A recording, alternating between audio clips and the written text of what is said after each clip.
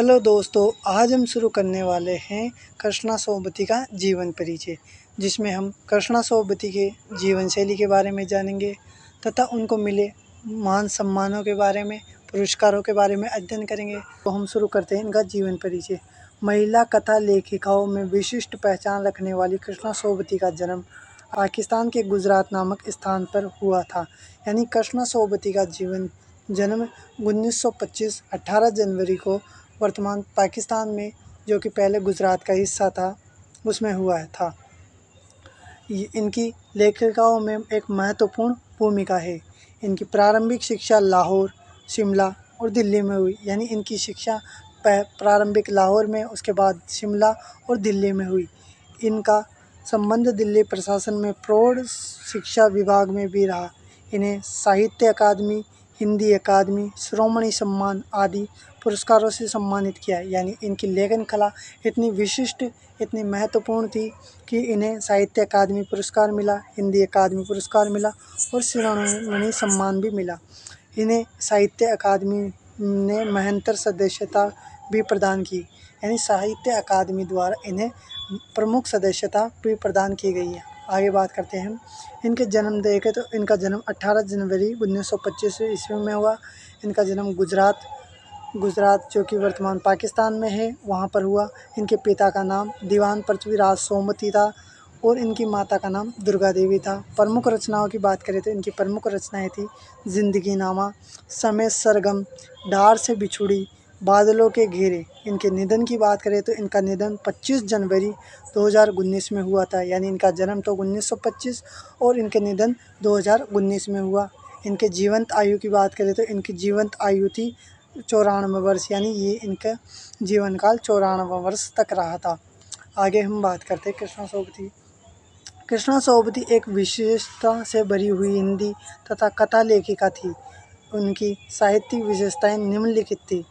व्यक्तिगत अनुभवों का प्रतिबिंब। कृष्णा सोबती ने अपने लेखन में अपने व्यक्तित्व अनुभवों का विवरण किया है।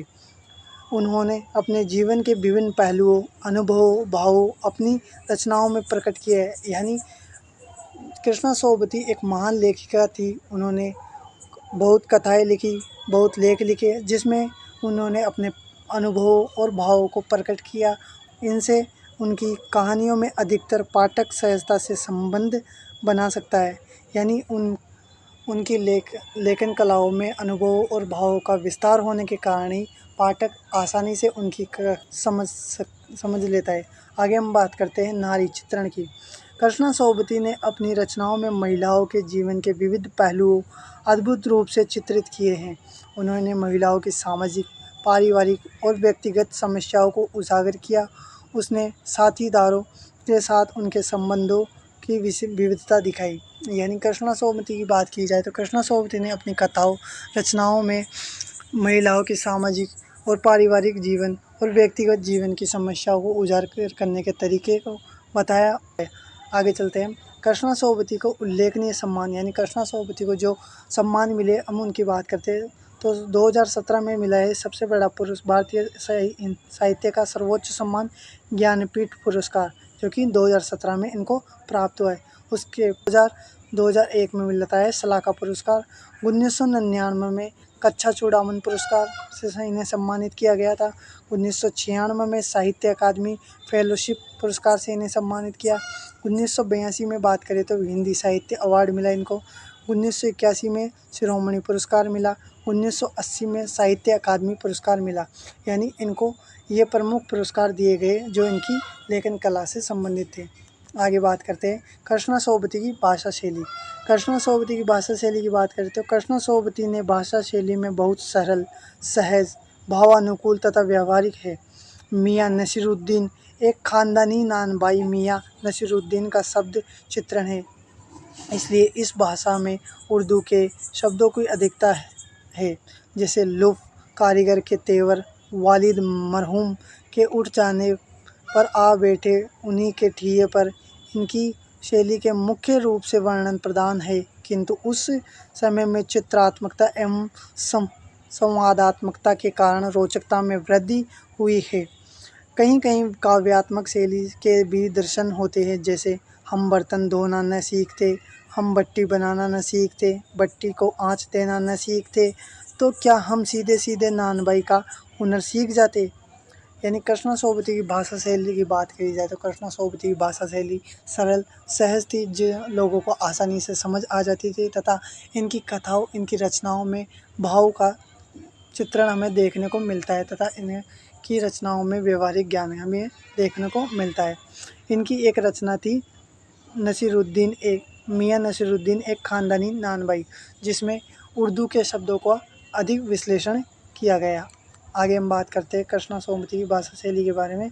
तो कृष्णा सोबती ने साहित्य का कला पक्ष और भाव पक्ष की भांति ही विकसित एक समृद्ध है। उनकी रचनाओं में अभिव्यक्ति का अनोखा अंदाज देखने को मिलता है। इनकी रचनाओं की भाषा शैली प्रवाहयुक्त, यथार्थवादी, थोड़े शब्दों के माध्यम से पूरे विषय को कह देना इनकी रचनाओं की अन्य प्रमुखता विशेषता है। यानी कृष्णा सोबती की भाषा शैली की बात करें तो इनमें भाव पक्ष, कला पक्ष देखने को मिलता है, जो कि समृद्ध एवं विकसित है। इनकी रचनाओं में अभिव्यक्ति का एक अनोखा अंदाज है, यानी इनकी रचनाओं में एक अनोखा अंदाज हमें देखने को मिलता है। इनकी रचनाओं में भाषा शैली प्रवाहयुक्त है, जो कि धारा प्रवाह है। यथार्थवादी, यानी इनमें शब्दों का एक यथार्थ मिलता है, यानी एक अर्थ मिलता है थोड़े शब्दों में के माध्यम से पूरे विषय को कह देना, यानी इनका पूरा भावार्थ प्राप्त हो जाता है। इन आगे चलते हैं। इनकी रचनाओं में हिंदी, अंग्रेजी, उर्दू शब्दावली का प्रयोग भी बनता है। आधुनिक हिंदी लेखिकाओं में कृष्णा सोबती का नाम अत्यंत आदर के साथ लिया जाता है। भाव प्रवणता और आत्मीयता के साथ इनका नाम हमें देखने को मिलता है। यानी कृष्णा सोबती एक महान लेखिका थी। इनकी भाषा शैली सरल सहज थी तथा कम। आई होप आपको वीडियो पसंद आई होगी। वीडियो पसंद आए तो वीडियो को लाइक करें तथा हमारे चैनल को सब्सक्राइब करें। धन्यवाद।